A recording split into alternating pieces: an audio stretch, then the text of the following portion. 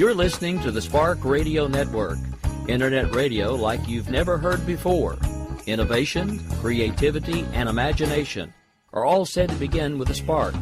So fasten your seatbelt and take the ride of your life and listen for the spark. You are listening to KLRN Radio, where liberty and reason still reign.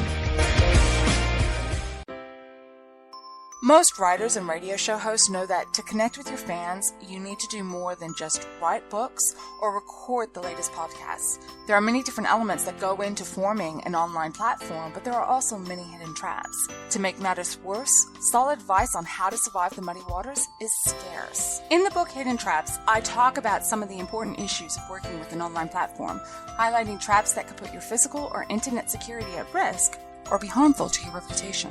Are your social media posts just links with a few disjointed words, making you look like someone who can't complete a sentence?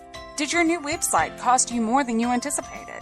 Are you leaking your personal contact details across the web without even knowing it? Then you need Hidden Traps. Hidden Traps is now available in paperback and ebook from a variety of retailers, including Amazon, Barnes & Noble, and Kobo. Visit blackwolfpublications.com for more details. If you're 85 or younger, would you like peace of mind and comfort for your family? We're Final Expense Direct with an urgent message for you. The average funeral today costs over $8,000, but the most you'll get from government benefits is $255. How will your family pay the difference? We can help. Our senior plans start as low as just $1 a day and pay up to $30,000 for a funeral and other final expenses. Peace of mind is easy. There's no medical exam. You'll have lifetime coverage, and your plan can't be canceled as long as you pay your premiums. Call now for free information about our senior plans. Answer a few simple questions and receive approval right on the phone. Plus, call right now and we'll give you a discount prescription card for free. Call 800-553-8687. That's 800-553-8687. Again, 800-553-8687. KLRN Radio has advertising rates available. We have rates to fit almost any budget. Contact us at advertising@klrnradio.com.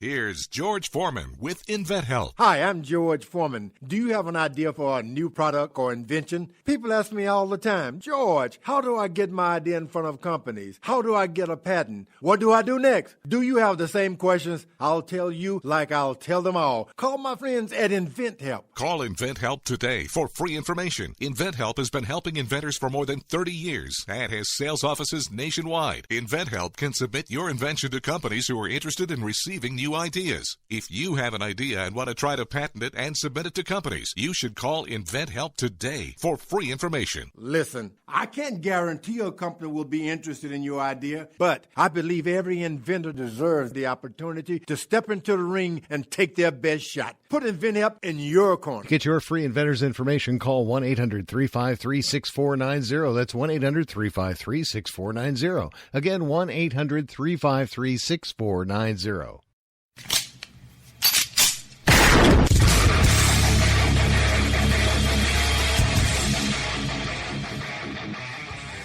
This is Slickery Trigger for Rebel Road Tactical. With proper care and feeding, your pistol will be ready when you need it. There to save your life. Shouldn't your gear be that good?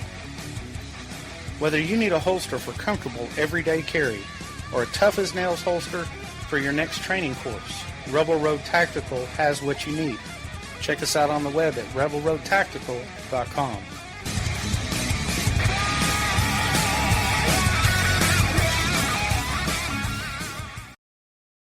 And so, my fellow Americans, ask not what your country can do for you. Ask what you can do for your country. Freedom is never more than one generation away from extinction. We didn't pass it on to our children in the bloodstream. The only way they can inherit the freedom we have known is if we fight for it, protect it, defend it, and then hand it to them with the well-taught lessons of how they in their lifetime must do the same. I'm not ready to end the fight. I'm not ready to back down. 'cause I've been through hell and I don't have time to go round and round and round. It's too late to turn back now. You know I wouldn't if I could, 'cause I'm proud as hell. I can't bring myself to do what it is you think I should. Well, good evening, America. This is the General Nick Show, coming to you live right now from KLRNradio.com, where liberty and reason still reign. And we do this thing every Tuesday and Thursday at 10 p.m.-ish Eastern, because usually I'm fighting with something to get it started because the system hates me. But anyway, I'm one half of the crew, Mr. Rick Robinson. The other half is here, Miss Jen Homestead, and she is back with us this week. And I don't know, there's just so many things to talk about in the news, I don't even know where to start. So I'm just going to turn the mic over to you for a minute. Oh my gosh, I don't either. So I have been living in the world of tapioca. Sorry, old people, elderly, like really elderly. You know, my grandparents are in their mid 80s, and we're transitioning them from hold your horses, transitioning from a home to an apartment. Yeah, not that kind of transition. Careful with the word transitioning. I know. And so they were displaced for about a week, so I was taking care of them. And I'm finally out of that world, and I'm just back in toddler world. And so I have been watching, they do love to watch news. And of course, they watch Fox News all day long. So I have been a little bit more into what kind of like the drama is that's going on because of that. But still kind of feel out of touch because I haven't been on Twitter, and that's where I really get my news. Well, so I feel a little bit like, what's happening in the world? So, I mean, just to recap. So basically what you're saying is you've been in the land of tapioca and Bengay. Pretty much. I mean, I was doing the cooking, so there was no tapioca, thank goodness, because that makes me gag. It looks like a bowl. But, what I was going to say, though, it's funny, though. So they are still like avid Fox News watchers, even though they are dreaded never Trumpers. So not quite that never Trump. They did the whole, what else am I going to do? I can't vote for Hillary and I'm voting for him. But they are some of the few elderly people I know that are Republicans that did not get suckered by him. I'm so proud of them for using their critical thinking skills. Well, I mean, come on. They're related to you. You had to have gotten it from somewhere. This is true. This is very true. So anyways, I don't know. You want to talk about Google? Sure. That's actually a good place to start because I actually the funny thing is I've seen all the tweets flying around about that, but it's been so crazy at work for the last 2 days, and I already knew what I was going to be talking about yesterday, so I didn't really even bother to look. And then I realized it was this little bitty, just a little kiss-off letter that everybody's all up in arms about, and I'm just like, are you kidding me right now? Seriously? This is what everybody's having a fit over. Ugh. Anyway, so and I'm having a coughing fit, so I apologize, but it's actually even a little bit weirder than that. So, and I'm trying to kind of really put the pieces of the puzzle together here because it's a little bit hard to find. They blew up over what it was, and it was released in its entirety, and everyone's like, "This is so inappropriate." You can't email people this and whatever.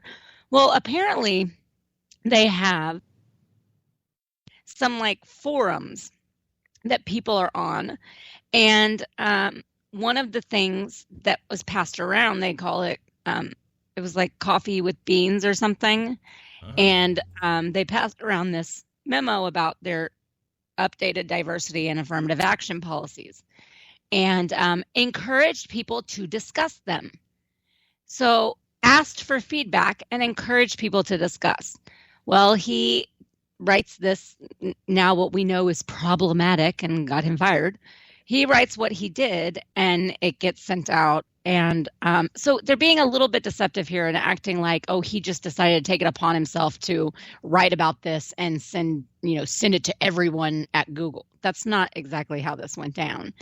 And so that's disingenuous. And, we know now that, it's not surprising, right? I mean, the media is lazy. So they're just going to go, yeah.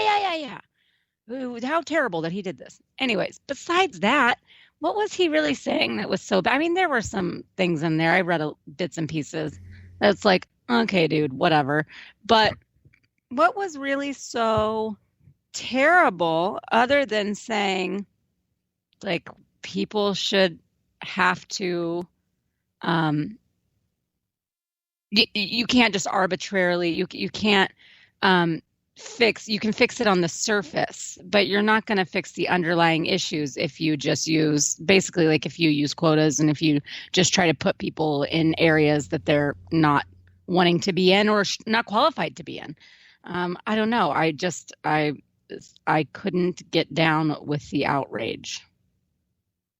Well, I mean, and that's really it with me right now, because, and this is actually what I talked about on Off the Rails last night, everybody is outraged. I mean, literally everybody is outraged at this point. It doesn't matter, well, almost everybody, but it's just, it doesn't matter which side of the aisle they're on anymore. It doesn't matter what's going on. There's literally probably about 5 people in the entire country that are just not upset about something. And I mean, it's just irritating to me that we've gotten to this point.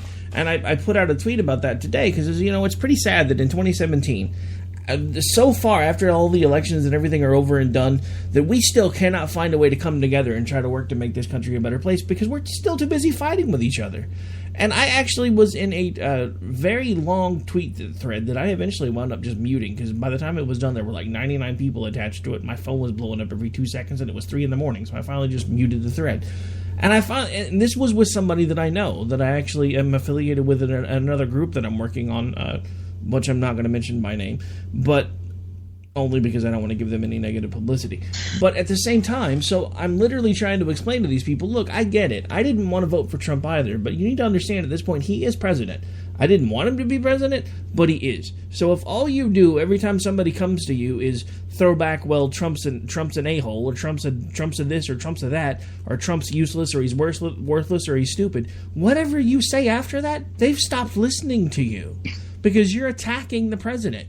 I mean, these people are actually putting themselves in the same category of the people that, like the professor that just got basically his tenure threatened because he said that the president of the United States needed to be hung as highly and as rapidly as possible to save democracy. Can you imagine if somebody would have said that about President Obama? No. People would lose their ever-loving... I mean, they lost their minds over the slightest criticisms that were even fair and valid. So, I mean, he was untouchable, but anytime... And, you know, it is exacerbated with Trump, of course, but it wasn't that long ago. And if you're listening to this show, I mean, you're probably old enough to remember part of the Bush presidency. They were absolutely horrific to the Bush administration as well. So, yes, it makes it a little bit worse because it's Donald Trump and because of how he is and who he is. But they treat every Republican president like complete garbage. Well, and I think you're right, but I think that what's driving me crazy is, I'm used to the Democrats doing it. I really am. Right. They do right. It, they do yes. it, they do it every time. But now, I mean, look, and I get it. I am not I'm not a Trump train guy. And I keep trying to explain this to people because I'll say something positive about Trump and my Twitter following goes up by like 80 or 90. And then I'll say something negative about Trump and then I'm down 100. And then all of a sudden I have resistance people popping up following me and then they leave and then the Trumpers come back and then I'm just like, look. So I finally just told everybody, look, I am not on the Trump train, but I'm also not resistance. So if you can't deal with somebody that's in the middle, just hit the unfollow button now instead of this roller coaster that's going on with my Twitter feed. Because I don't understand not being able to call things down the middle, because that's what we wanted with Obama, was somebody to hold him accountable and say, you know what, this is okay, this isn't, this is wrong, this is right. Problem is, most of the time he was more wrong than he was right, so we were being negative quite a bit. And the same thing may happen with Trump. I don't know, but quit attacking the person. That is driving me absolutely insane, because even with President Obama, as much as I didn't like him, yes, I still occasionally made fun of him, but I didn't attack him with the vitriol that these people do. I make fun of President Trump. I've made fun of President Obama. I mean, I still to this day call Trump Lord Cheesy Poof. And it's not necessarily because I don't like the guy. It's no different than me calling Barry President Mom Jeans. It's just, it works because he was. But that's the thing. It's one thing to say something and, being smartass about it, but these people are literally just as soon as anybody says anything positive about Trump, it's like they come out of the woodwork. You're nothing but a traitor to the conservative movement. He's using the Constitution as toilet paper. He's doing this. He's doing that. And I was like, look, right now, is this making you feel better? Because it's not accomplishing anything other than that, if it is. Because once you did that, they all stopped listening to you. Yeah, absolutely. It is getting really frustrating. And, honestly, I even saw quite a bit of defense of Google today in this whole thing. And I thought it was really interesting. Like,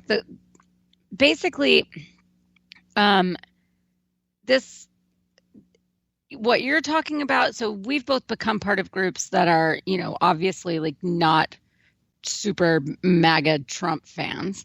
But you get to a point sometimes with some people, and this is even on our own side, where you feel like, you should be allowed to say what you believe and how you feel, but then you start like closeting those opinions and views because people lash out and they get angry about that. And even in a forum where you're supposed to debate and discuss among like-minded people in, like, say, a group DM, it can get really crazy and people want to shut it down. They want to shout you down. And that's what we're so irritated with the left for doing, like in this case with Google. So I think that's part of why it makes it that much harder when we're dealing with it from our own, because we're like, wait, dude, we agree on most things, but like you can't just say, well, now you're a Trump humper and you have done this and now you don't have a principled leg to stand on. This is what we've come to expect from the opposition. It's not fun, and it's also really frustrating when it's happening amongst ourselves. But I wanted to read what Google's response was about this. So basically, he responded and he had said, or what he wrote was talking about how, and this is a quote, how Google has created, by valuing gender and racial diversity, they have created an ideological echo chamber where some ideas are too sacred to be honestly discussed. This means that Google responds to gender imbalances with extreme and authoritarian measures, and at the extreme, it views all gender disparities as due to oppression. And then they can't talk about them. So the funny thing is this ironic thing that they put out. And that was part of a building, an open and inclusive environment was, of course, I have something playing. Why are you playing? Sorry, y'all. I'm like, why is that doing that? And I can't end it. Great. I love when websites do that. Don't you? What browser are you using? If it starts with a G, don't say the name. No. But anyways, they released a statement that is so ironic, and I can't believe that their team allowed this to go out and said, yeah, this sounds like a good idea. What he's talking about is how we can't discuss things, and he's discussing something that's uncomfortable. And even though they asked for things to be discussed, he knew they didn't mean this. He knew they didn't want him to say what he was saying. And in some sort of completely being just oblivious, this is the statement they put out. Part of building an open, inclusive environment means fostering a culture in which those with alternative views, including different political views, feel safe sharing their opinions. But that discourse needs to work alongside the principles of equal employment found in our code of conduct, policies, and anti-discrimination laws. What? Yeah, I'm sorry. Can you say that again in English? Right. So we do want to foster you being able to, you should be safe to share your opinions, except for if you have wrong think. So only approved opinions. I mean, that's really what they're saying here. I mean, it's just, and then they, of course, as everybody now knows, they end up firing this poor guy. And you know what? I do agree. And I saw some conservatives saying this, but see, I know some people that did not want to be on the same side as, all of the Trump fans. So I saw people that I know starting to kind of almost agree with Google on this. And I thought that was so strange. It's like that's why it goes back to what we were talking about. They're so interested in being separated from Trump and having everything associated with Trump being negative, that even just the fact that a lot of people on the right who support Trump were defending this guy meant that they had to oppose the guy. What kind of stupid sense is that? It's not. It's ridiculous. Like, people, you can still look at things, and evaluate them and analyze them and have form an opinion. And yes, it may also be the same opinion that some other people that support a politician you don't like have. That doesn't mean you have to, completely either A, not say that you agree, or B, try to figure out a way to disagree just so that you don't agree with them. This is just reaching such insanity. Uh-oh, I just realized Ron was chastising us. He's like, watch it, you two, you'll be old someday, and I'm telling you, it sucks. Ron, brother, I'm old now. Things don't work the way they used to, so I understand exactly what you mean. All right, sorry to change topic, but I just realized he had chimed in a few minutes ago and we missed it.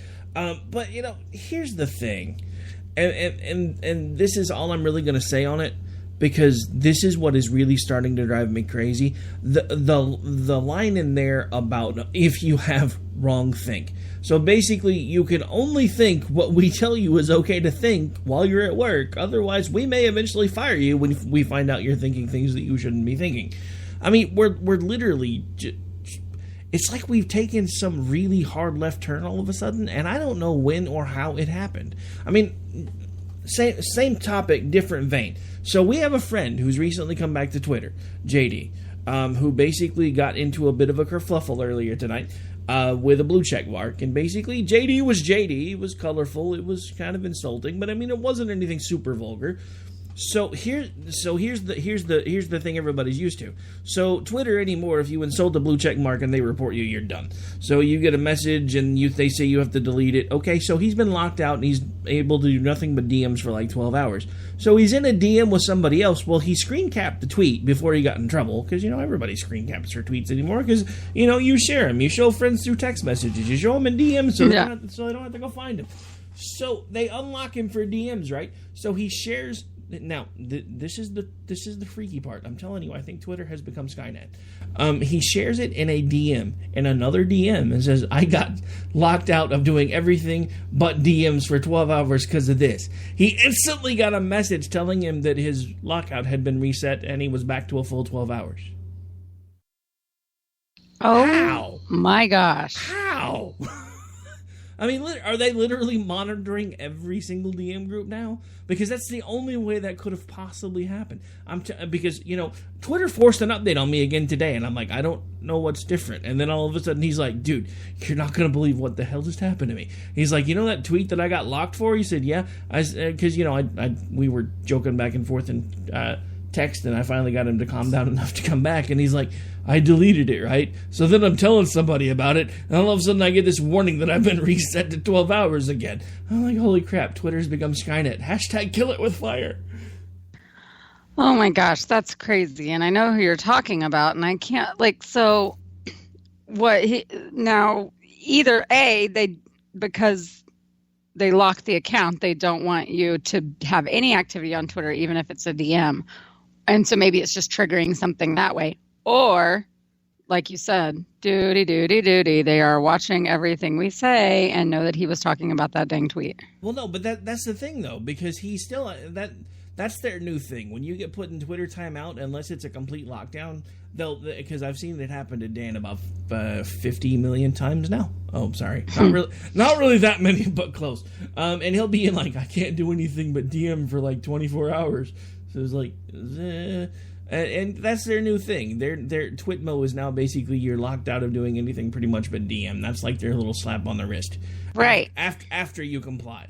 But now apparently they're monitoring the DMs because if what he says is true, and I know this guy, I don't think he would make it up, then they literally, either that or somebody because if it was another group DM, then somebody instantly reported him for sharing something that he had said that he had to remove because he was reported. Because I don't know of any other way that within 30 seconds of dropping a picture of a removed tweet that all of a sudden you're getting another warning from Twitter. I'm telling you, this is getting crazy. I mean, we're literally starting to get into 1984 territory. like scary white. Yeah, absolutely. That is crazy.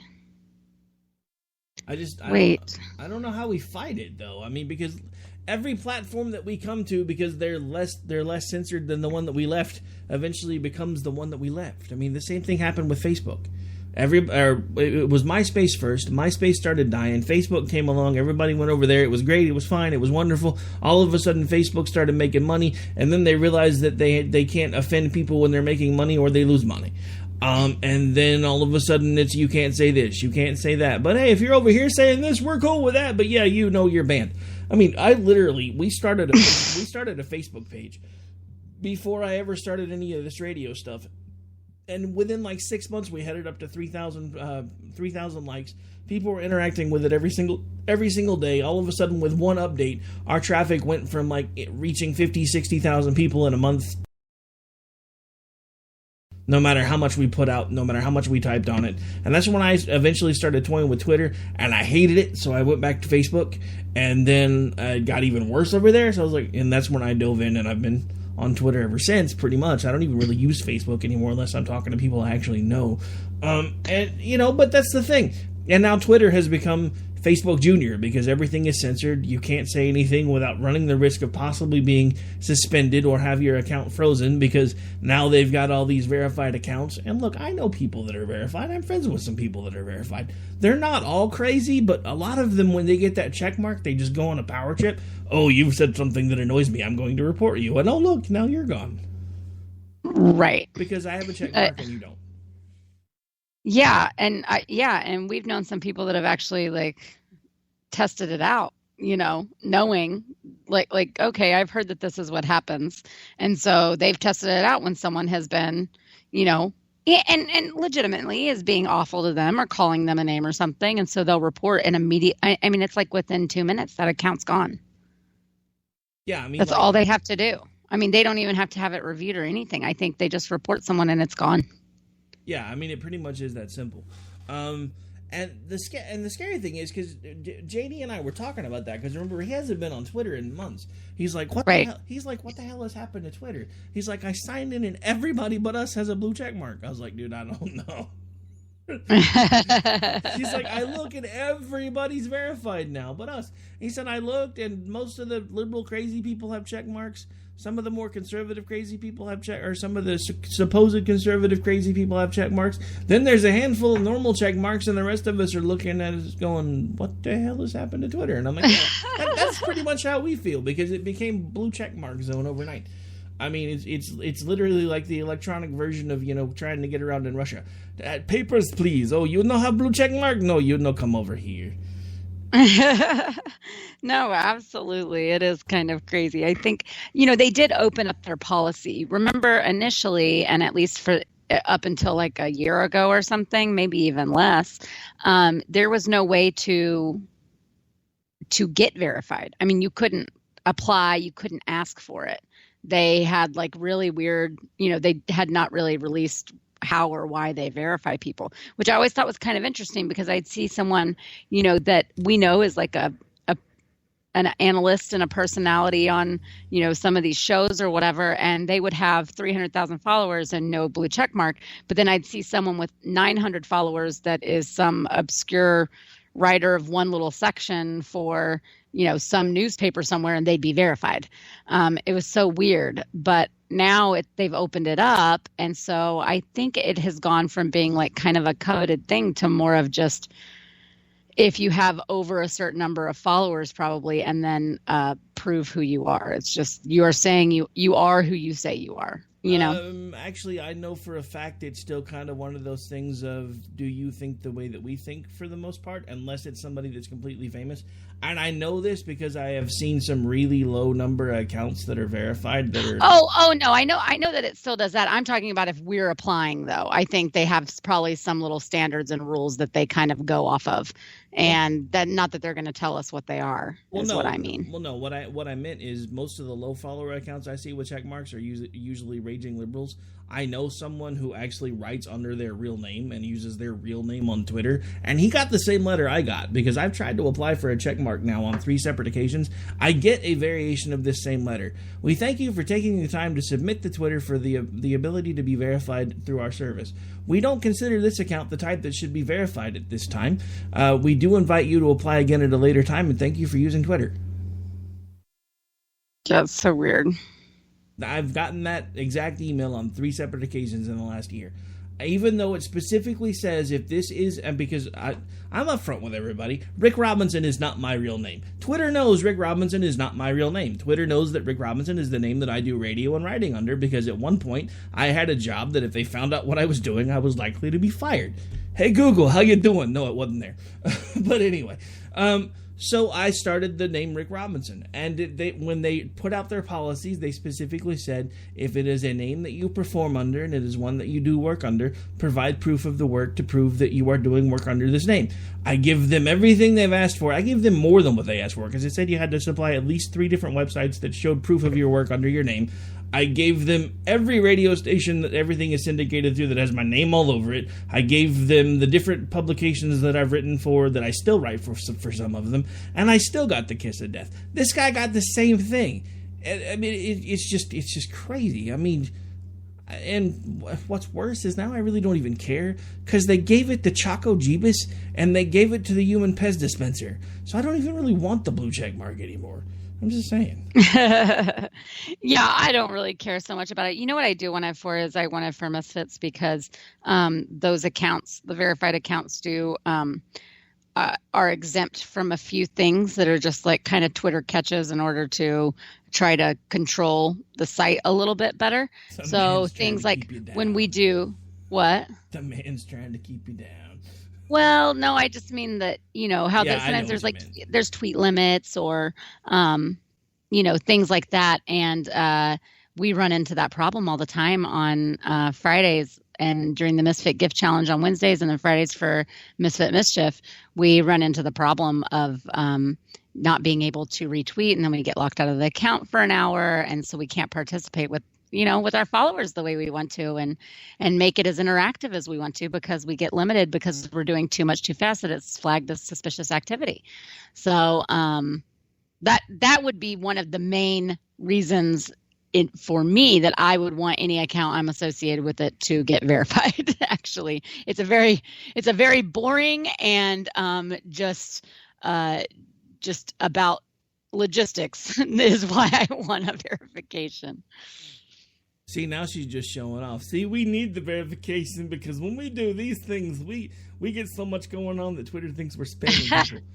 Well, it is. It's funny. It flags us as I think they think we're spamming or something. But it sucks because that is that is what we love the most about Mischief, is interacting with everyone, retweeting their tweets, and being able to kind of be sarcastic and make fun of people and make fun of people in a friendly way, and talk back to people and to have that account really be able to interact. And that's what people say they like too. And it's what's the most fun for us. So it's really frustrating when you get locked down for an hour and then your crowd that has been really participating and having a great time starts to dwindle. Luckily, they mostly know now. We have said several times, if we stop faving, retweeting, or if we stop tweeting at all, we're probably locked out, and they know that happens. So now if we go dark for a little bit, people will be like, Misfits, are you locked again?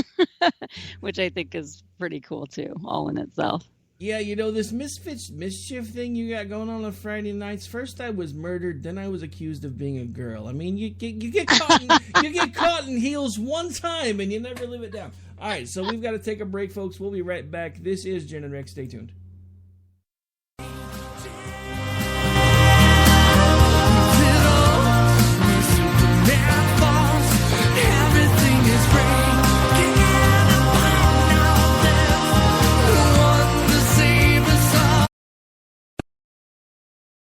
Everyone loves liberty. Our rights come from God, not the government. So why are you letting other people tell you what's best for your health care? Exercise your freedom with Liberty Health Share. Liberty Health Share is a community of people who voluntarily share one another's medical costs. Liberty Health Share is founded on the idea that most people truly want to help one another. Healthcare sharing allows members to do just that as a true community that supports one another in times of need. Liberty believes people should make decisions for themselves and their families. Members are able to take back the freedom to make their own decisions about their health care. Freedom from guilt or doubt about how your money is used. You have the freedom to direct your health care, not to be dictated to by bureaucrats. Stop letting others tell you what to do and join a community of like-minded people. Exercise your freedom. Join Liberty Health Share and take back the control of your health care while helping those around you.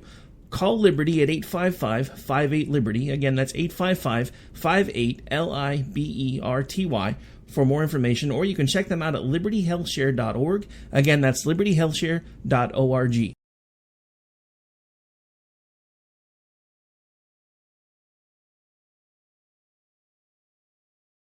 If you're 85 or younger, would you like peace of mind and comfort for your family? We're Final Expense Direct with an urgent message for you. The average funeral today costs over $8,000, but the most you'll get from government benefits is $255. How will your family pay the difference? We can help. Our senior plans start as low as just $1 a day and pay up to $30,000 for a funeral and other final expenses. Peace of mind is easy. There's no medical exam. You'll have lifetime coverage, and your plan can't be canceled as long as you pay your premiums. Call now for free information about our senior plans. Answer a few simple questions and receive approval right on the phone. Plus, call right now and we'll give you a discount prescription card for free. Call 800-553-8687. That's 800-553-8687. Again, 800-553-8687. Here's George Foreman with InventHelp. Hi, I'm George Foreman. Do you have an idea for a new product or invention? People ask me all the time, George, how do I get my idea in front of companies? How do I get a patent? What do I do next? Do you have the same questions? I'll tell you like I'll tell them all. Call my friends at InventHelp. Call InventHelp today for free information. InventHelp has been helping inventors for more than 30 years and has sales offices nationwide. InventHelp can submit your invention to companies who are interested in receiving new ideas. If you have an idea and want to try to patent it and submit it to companies, you should call InventHelp today for free information. Listen, I can't guarantee a company will be interested in your idea, but I believe every inventor deserves the opportunity to step into the ring and take their best shot. Put InventHelp in your corner. To get your free inventor's information, call 1-800-353-6490. That's 1-800-353-6490. Again, 1-800-353-6490.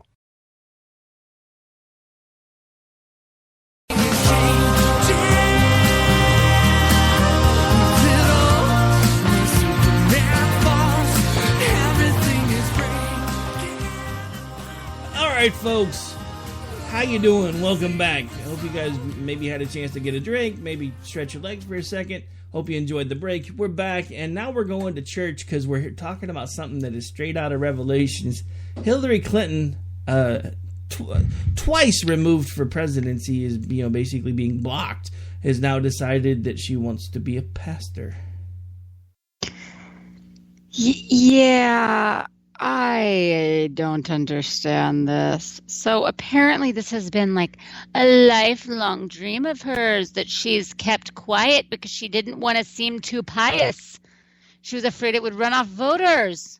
Who's buying this? Wait, she's pious? Apparently. No. According to her. I would like to. I want to ask a clarifying question. I would like to know what her definition of piety is, because because the closest she would get would be pie eating. Yeah, absolutely. Yeah, apparently she has thought about it all the time, and she said that a long time ago. She told in 1994. She told the Newsweek editor that she thought about becoming an ordained Methodist minister all the time. She asked him not to write about it, though, because it will make me seem much too pious. Well, no, So. I mean, well, that makes sense. She wants to be a Methodist because they're not going to care that she's. Never mind. I was gonna make an Uma joke, but we ain't going there. After long months of struggling to persuade Americans that she is trustworthy, authentic, and fundamentally moral, Clinton is lifting up an intimate, closely guarded part of herself. There are no more voters left to lose. In sharing her faith, perhaps Clinton sees something left to win, whether political or personal. Blech. Gag. I mean, look, jokes aside, I'm pretty sure there literally is something in Revelations about Hillary Clinton becoming, trying to be a religious leader. I'm pretty sure they call her the whore of Babylon. Oh, wait, I'm sorry. Did I say that out loud? My bad. Yes. Oh, my gosh. I don't know. This is too weird for me. It's just creepy. I mean, in between this story and then, like, earlier this week, I'm watching TV, and I don't even normally turn on local news anymore. It just happened to be I was running late, and the wife was watching TV, so I sat down in my chair, took my shoes off, and it's like, up next at 6:30, we're discussing a company that is actually initiating a program where their employees can be voluntarily chipped. And I'm like, what the hell do you mean voluntarily chipped? So I'm like, okay, well, maybe I will watch the news for a few minutes. Sure enough, there's a company, and I don't have it in front of me so I don't remember their name. And it's fully voluntary right now, but it's one of those RFID chips, the ones we're using on pets nowadays. They're basically having it placed subcutaneously in their right hand, and it gives them the ability to unlock their computers, open doors. They have information tied into the chip that allows them to scan it when they go through the vending machine lines and blah, blah, blah. Oh, no. So, anybody remember anything about this little line in the Bible that says you're not going to be able to buy or sell anything without a certain mark either in your right hand or your forehead? I hate to sound like one of those guys, but I'm just saying. Yeah, that's quite scary, actually. It's weird. I mean, 'cause, I'm a tech junkie. I've grown up on sci-fi. All of it amazes me, but at the same time, there just comes a time when you're like, are we really getting to the point now where we can't take 3 seconds to grab our debit card out of our wallet? We would much rather have a rice-sized microchip stuck in our hand instead of grabbing our wallet. I mean, you can already tie your freaking credit cards, debit cards, whatever you want, to your phone. Why do you need a microchip? Being able to do it to your phone is bad enough. You're letting somebody put a foreign body into you just to make your life a little bit easier, apparently. And it's like biometric or some crap. And I don't. And the thing is that they kept saying over and over again in the news is, well, and the company has assured everyone there's no way they'll be able to use this chip to track you. Yeah, I have some oceanfront property I would like to sell you in Arizona too, because you just got had. Because they know everywhere you go, they know everything you buy, and I don't care what they tell you because they're tracking you. Google used to tell us that they didn't track us either. Anybody remember that? Oh no. We don't use this information to keep track of you. We use this information so we can monitor your browsing habits. I heard an article the other day that Roomba, the little vacuuming robot thing, you know how it will go through and it will scan your house and it will figure out where it can go, where it can't go, figures out where your furniture is, what the dimensions of the furniture is. It can actually wirelessly send this information to Google. Why does it need to be able to do that? Why does Google need to know the size of my furniture? Why does Google need to know the size of my living room? Because they can use it to further tailor your searches. But at the same time, these are the same people that are tracking everything you do. And now we have companies that are saying, oh, get this little chip and you can go through the vending machine lines faster. Who needs to pull out money or who needs to grab your credit card? You can just swipe your hand. No, I'll pass. Thank you. Yeah, that's all getting a little too creepy. That's a lot of it creepy. I'm just saying. Yeah, the Roomba, ooh, that gave me the chills. I don't like that at all. Not a fan. Well, the funny thing is, I always told my wife, I mean, because, we have 2 older kids that have opted to stay at home because they're not attending school. But they get a stipend because they do have disabilities. So since they've opted to stay at home, we have them, you have a job while we're at work. Your job is to take care of the house and the animals and all the other things that we can't do during the day while we're not here, because you're basically still getting to live in our house and eat our food. So, and they understand that. They're fine with it. But I keep joking with the wife because she keeps complaining because the vacuum never gets done. And I'm like, well, we can just get one of those Roomba things for the upward part of the house. That way it doesn't drop off the ledge to go into the den or something. And it could, vacuum everything while we're gone. And then I saw this story, and I'm like, I'm glad you told me I was crazy when I suggested this idea, because I ain't never buying one of them damn things. Yeah, exactly.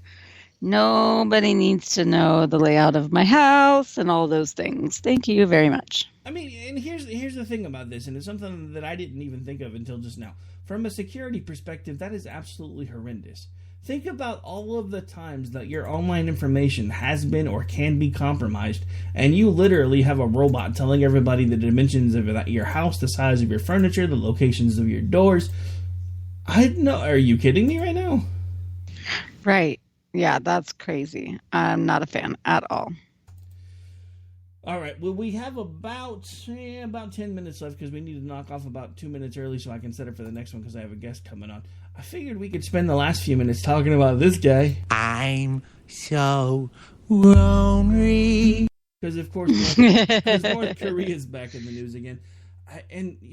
And not to go off topic for just a second, but something else that's been annoying me, and I'm actually going to talk about this in the monologue on Off the Rails, is we now have a president with a news network with his name attached to it. Whether what your personal feelings are about that, to me that just seems a little bit off. And not only that, so now we have something that can even half-assed as a joke be called state-run media because it's got his name all over it. We literally had him sounding like Kim Jong-un today. And how we were going to rain down fire upon them if they did this or they did that. And it would be power like the world has never seen. And I'm like, are you really trying to sound like this guy right now? Because you're pulling it off and it's kind of creepy. Yeah, I mean, here's my deal with all of that. Do I think that he's kind of irresponsible and bombastic with his speech? That's how he is. We know this. But also, the North Koreans are, they are knucking futs. So, it doesn't matter what people say. They are going to be crazy because they are crazy.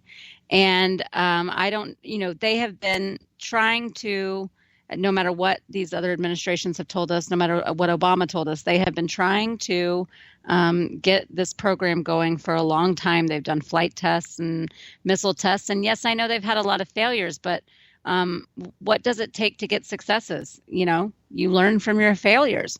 So they are moving forward, and this has been obvious to everybody except for apparently the Obama administration. And I don't think that anything Trump says or does really necessarily increases that too much. I think they're already on that path and they're looking for excuses. So maybe he gives them an excuse, sure. But I don't know that some people are like, we're all going to die. And I don't know that it's that. I don't know if they have the cojones to actually do anything, but we'll see, I guess. And Trump is stupid, but to kind of bait them like that. But again, they're already crazy. So, you can't, I mean, that's just such a short trip to drive them over the edge. No, I mean, sadly, it really is. And just chimed in. She's like, I call Kim Jong-un quackers for a reason. Yes, I know you call him quackers. But it's all insanity. And look, I get it. Because we wouldn't be in this position right now if we didn't have a president for the last 8 years that was less concerned about what was going on with North Korea nuclear weapons than he was about transgendered bathrooms. I understand that fact. But what concerns me now is we literally have somebody that just likes to pop off at the mouth and actually has the muscle to back it up. Up until now, North Korea really hasn't had the muscle to back it up. And I know they're getting there because just like you talked about, everybody's talked about how many times they failed over the last 10 years to do this, do that. That's what they've been doing. They've been trying to hone it down to get it to the point where they can basically do what they do now. Do I think that they're going to be crazy enough to attack us? I don't know. I know his people are starving. That much I do know. I know that every dime that they get that they could be using to feed their people, they're funneling back into their nuclear program. So maybe this is his way of thinking that if he can take us out, he'll be the hero of the world and he'll get all the food that his people need. I don't know. I mean, the dude is literally insane. I mean, if he tries it, he's going to glow in the dark, and it would be stupid, but I don't necessarily put it past him because he's insane. Yeah, I don't either. And I mean, I don't think it would. I don't even know what to say about it other than, like, they are nuts. Who knows? I don't know that they're even doing very well at this. I don't know how many tests and runs you need before being successful that makes you actually, like, progressing in this endeavor. But I just can't get too overly concerned. I think that, yes, exactly what you said, though, that it can be someone that shoots off like Trump does can exacerbate some situations and can make things maybe seem more scary. I just have a feeling that it's either dangerous or it's not, and they're dangerous. And that's kind of the bottom line. Okay, so we've got about 4 minutes till I got to push the button. I got to say something because I just saw this come across my feed. They're literally putting out something right now about some new numbers being run through New Hampshire. And the New Hampshire poll shows if the GOP presidential primary were being held today and in New Hampshire, John Kasich would be ahead by 12 points, 52 to 40%. Newsflash, folks. The election is effing over. I'm so tired of hearing all that, well, it's all Trump's fault, because, see, all these polls are saying that if we held the election today, he would lose. It doesn't matter. He won. This really needs... I don't even know why they're revisiting this and trying to make all of these sorts of, draw these conclusions and run these polls and do these and check these stats. It doesn't make any sense to me. I mean, it changes nothing, and oh well, that's what happened. It's what it is. So, yeah, I agree with you. It's getting really old. I mean, it's bad enough when the other side does it, but when our side's doing it now too, and they're like, see, look, based on these numbers, if we had the election today, Donald Trump wouldn't need to be president. Well, guess what? We're not having the election today. It's like I was in an argument, a discussion, I won't call it an argument, with someone I truly do consider a friend on here, and I'm not going to mention any names, and we were talking about this whole Trump media thing, and by the time it was all said and done, they're like, and what about these recess appointments, and how the Republicans blocked Trump's ability to do recess appointments. I said we all got irritated when Barack Obama started sliding through recess appointments during the last Congress. We were all talking about it and how that really isn't the way that things should be done. So now the Republicans actually take steps to make sure that the president can't do that, and it's bad because it was a Republican Congress that did it to a Republican president when none of us wanted the other president to be able to do that anyway. Well, I wasn't ever mad about that. That's standard operating procedure. Well, the rest of everybody else sure the hell was, because I remember everybody being up in arms about the fact that he's doing all this crap while they're in recess. That's not his job. The Congress has the job to approve these people, not the president. He's usurping authority. And now all of a sudden, because it's a Republican, we're all supposed to be okay with it. That's what's driving me nuts, is the lack of consistency. Because these same people that are talking about this poll result in New Hampshire are the same ones that point, laugh, giggle, and cajole anytime a Democrat Hillary loser brings up, well, she actually won the popular vote. It's not our fault she didn't win the Electoral College. Well, the Electoral College is the one that counts. And then they point and laugh. But now they're like, if we could have the election today, Kasich would be president. Shut up. Shut up. Exactly. Just shut up. That's all I want is consistency. And it's something that I've been trying to explain to people for the last several months. I am not trying to bash Trump. I'm trying to hold him to the same standard I held Obama to, which is, hey, you know what? The Constitution is kind of what we should be using. And as a supposed constitutional scholar, he really seemed to like his pen and his phone. Now we have Republicans calling for President Trump to govern the exact same way, and I'm like, what consistency, people? You can't scream about one guy using executive orders and then start begging for the other guy to do it just because you like the executive orders he's going to be doing. That doesn't even make any sense to me. What happened? Exactly. But this is what I mean, we just really got to see it full force on our side this year. But I mean, this is how people are about politics. What they really mean is they don't care about the principle of this or that. They don't care about how things should be done or what we should stay out of or what we should get into. What they really care about is, I like it when it's good for me and when it's my guy doing it. And when it's not, then I'm going to scream and stomp and yell about it.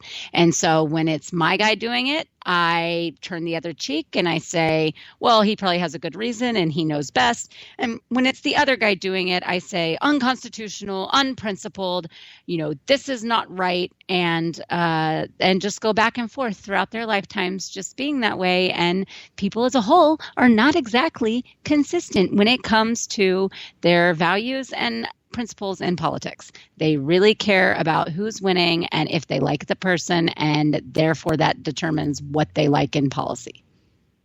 Yeah, I know. None of it makes any sense to me. All right, so on the way out, because we are officially out of time, why don't you remind folks where it is that they can hang out with you when you're not on the radio hanging out with me? Go ahead, brag about that Twitter account that gets locked out for over-spamming people again. Well, first find me at J Homestead on Twitter and Facebook JR Homestead, and then go follow at Misfits Politics on Twitter and Misfits Politics on Facebook also, and misfitspolitics.com. Tomorrow night's the gift challenge. So if you like to share gifts on Twitter, which pretty much everybody does, be there, be square. All right, folks, that's going to do it for this particular episode of the Jim and Nick Show. I'll be back with you here in just a few minutes for America Off the Rails with a very special guest, Miss Judy Sheeks, private eye extraordinaire and food chick. We're actually going to be talking about a new blogging site that she has set up in regards to food, and a book that she's recently had published about how to keep yourself safe in this crazy cyber world, which, considering Google's going nuts, probably a good book to look into. We'll be back here in just a few minutes for the America Off the Rails Show. You guys have a great night. Stay with us. Remember, it's Tuesday. Next up, Wednesday. At least we're finally starting to get to see the top of the hill. We'll be back with you here in just a few minutes.